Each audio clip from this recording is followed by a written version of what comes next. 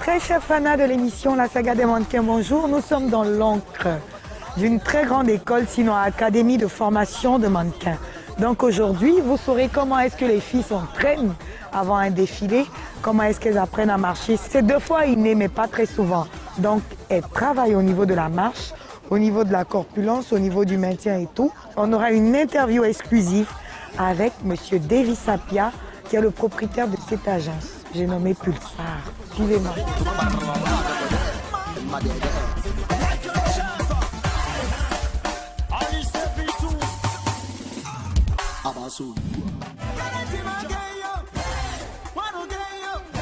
Elle porte la 7e tenue du passage, mais son premier passage. Donc je mets son nom, je mets 01 et son nom de passage. Comme ça, le jour du défilé, elle n'a pas de problème pour retrouver ses tenues. Dans son premier passage, 7e passage du défilé. Allez. Merci.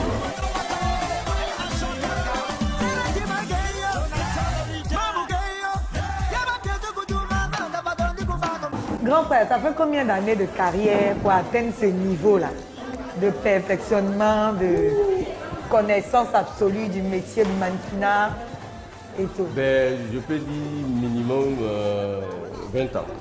Les patrons de mannequins sont des chorégraphes?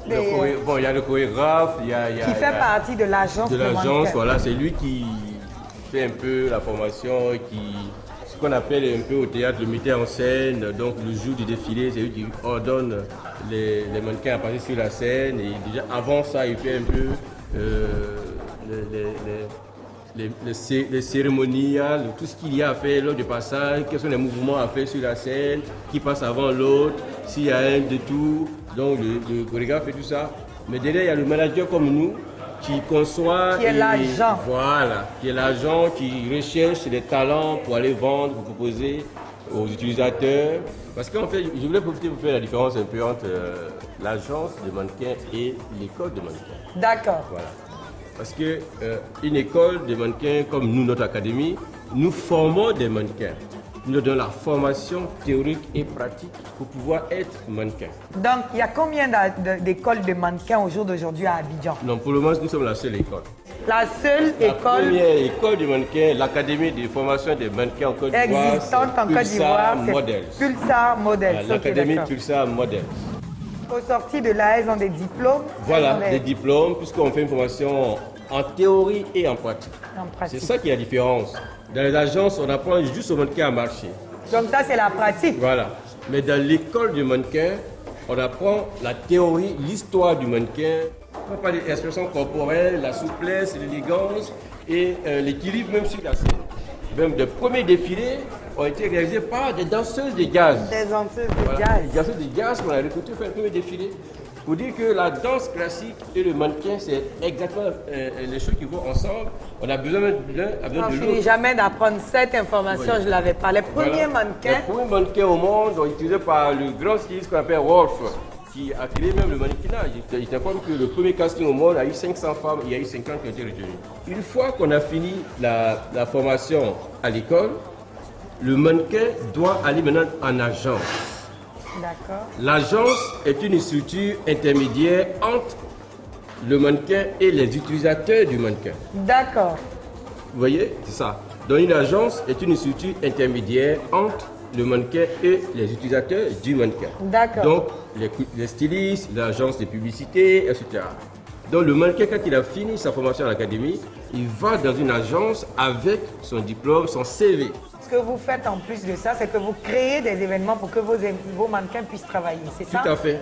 Mais pas forcément pour les mannequins même, mais pour la mode ivoirienne même. D'accord. Parce que mon combat, c'est de créer de nouveaux patéos. Et donc, nous avons mis en place un projet Elegancia Côte d'Ivoire, qui est le plus grand événement de mode en Côte d'Ivoire, qui va vraiment se dégager au fur et à mesure. Nous avons commencé cette frêle et timide, mais nous savons qu'avec l'appui de vous, les promoteurs et d'autres mécènes et tout, nous allons aller à une vitesse croisière. Nous avons absolument affaire à quelqu'un qui connaît très sérieusement et très certainement l'histoire de la mode. Voilà, et donc nous avons besoin d'être soutenus. D'abord, un bon mannequin, la première chose, c'est la longueur des jambes. D'accord. Donc, il y a des femmes qui sont coupées en deux. d'accord, Qui ont le haut plus long que le bas. d'accord. Quel que soit son charme, c'est pas bon, ça va pas donner. La couture, c'est la science. C'est de la Donc, science, parce oui, il que faut On n'a calculer. pas réussi à l'école. Non, non, non. Bon, c'est vrai, il y a des bricoleurs. Mais vous voyez, il faut qu'elle prenne jusqu'en bas du sein la distance pour voir comment il faut commencer à creuser pour que ça prenne la forme.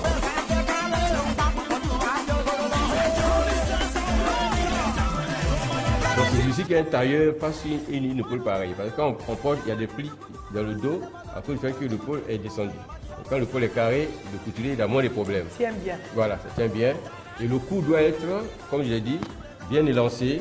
Donc au moins, on a 10 cm de l'oreille à l'épaule, mais 8 cm du menton, voilà, à l'épaule, et 8 cm du menton à l'épaule. Ensuite, on va voir le dos, qui doit être bien creusé et qui rebondit ici. Ah, voilà. Et les jambes bien droites. Et surtout, les jambes remplies. Il ne peut y avoir pas forcément de grosses jambes, mais des jambes, même si elles sont minces, que ce soit remplies. La taille, c'est ce qu'on appelle la taille, là où il y a le ventre et le dos. Donc, il faut qu'il y ait cet espace pour qu'on voit que la fille est bien coupée. Voilà. Quand elle descend ses deux bras, on doit voir cet espace qui est là. Il y a deux types de poitrine chez les femmes, en général. Vous allez voir qu'il y a des femmes qui ont les seins carrément en bas. Un sens de gravité bas, comme les fesses aussi. Il y a des femmes qui ont des sens de gravité bas, donc il y a, le sein est carrément ici sur le ventre. Or, ça doit être effectivement de l'épaule. Ici, on doit avoir un maximum 34 cm. Vous voyez? De l'épaule jusqu'au bout du sein, on a 27 et jusqu'en bas, on a 34 cm. Ça, c'est un sein qui est encore vivant. Généralement, quand les filles viennent, on prend leurs mesures, elles ne comprennent pas pourquoi on prend les mesures avant de les recruter, mais c'est pour vérifier si elles ont au moins des éléments de base qui vont nous permettre de pouvoir les vendre à l'extérieur. Puisque nous, notre travail que nous faisons, c'est de pouvoir les vendre à l'extérieur.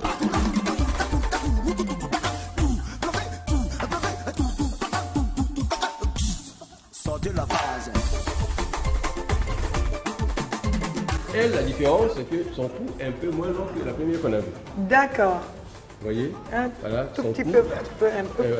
au moins 2 cm de moins. D'accord. Mais on gère, après tu vois que l'épaule est plus dégagée même que l'autre. D'accord.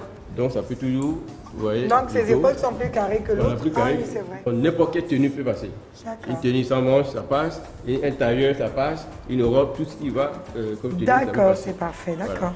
Donc parce qu'il y a des épaules où quand c'est pas des tenues fermées, on ne sent pas, si c'est par exemple une tenue échancrée comme ce qui est là, on ne sent pas la beauté parce que le pôle n'est pas dégagé. Bien dégagé, voilà, d'accord. tout à fait. Donc, un des critères de beauté d'un mannequin, c'est vraiment les épaules. L'épaule, canon d'Afrique, style européen. D'accord. Tournez votre peu. Donc, vous voyez, elle est bien dégagée. Oui. Donc, quand on voit sa forme de face, d'accord. On s'imagine avoir son derrière un peu comme toi. Et tout. Mais on se rend compte que c'est bien plat. D'accord. Vous voyez? Oui. Donc, une tenue qui n'entre pas sur une autre qui est peut-être un peu bombée, peut tomber juste ici. C'est ça, parce que ça va rentrer ici. Voilà, tout est récupéré par ce côté.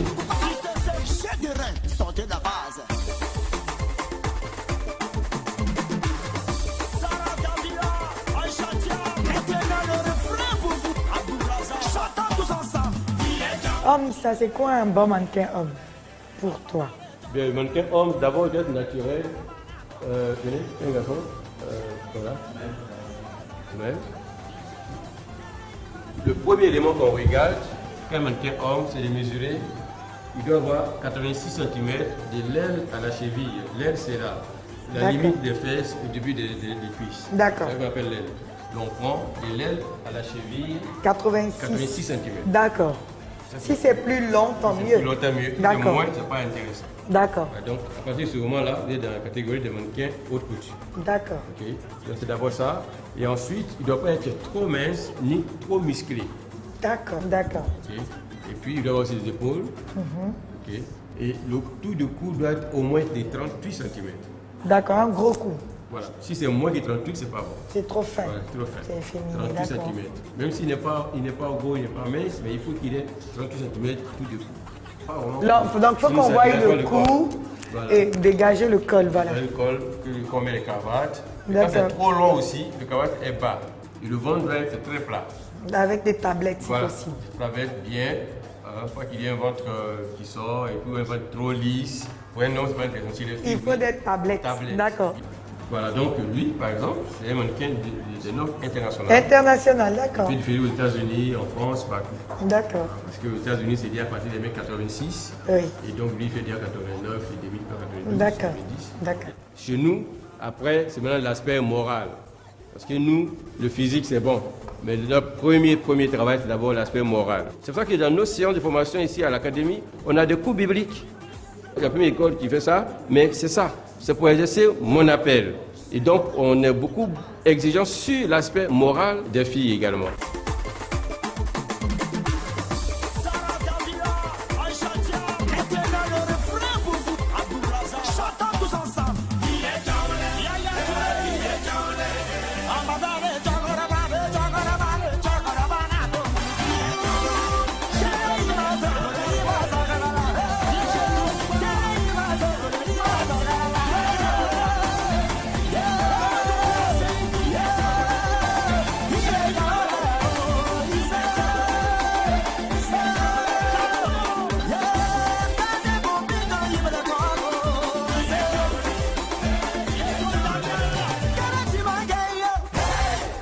Ce fut un plaisir. Nous étions en compagnie de celui que j'appelle affectueusement mentor, une bibliothèque humaine du mannequinat. On a passé une journée fabuleuse ensemble dans cette émission qui a pour mission depuis 2 ans maintenant de valoriser, redorer le blason du mannequinat en Côte d'Ivoire, en Afrique et dans le monde. Merci à tous. L'initiative et beaucoup de courage. Au revoir. Merci. Quel âge? 16 ans et demi, donc ça c'est la norme d'âge internationale. Je te prie, Seigneur, que tu bénisses cette émission, que tu bénisses tous les organisateurs, que tu bénisses les membres du tournage et que tu apportes, Seigneur, le succès financier à cette émission afin qu'elle puisse aller en avant et que beaucoup de jeunes puissent passer par là pour trouver leur prospérité dans le domaine de l'artisanat. Merci, Seigneur, pour ta grâce. Béni sois-tu pour l'honneur que tu nous fais. Merci pour la bénédiction que tu donnes, la prospérité que tu mets dans la vie de ma fille. Et qu'elle puisse, Seigneur, puisse aller plus loin que là où nous sommes aujourd'hui. Parce que, Seigneur, tu fais grandir les gens qui commandent des petites choses en leur donnant les grandes. Béni sois-tu, Seigneur, pour ce siècle des siècles.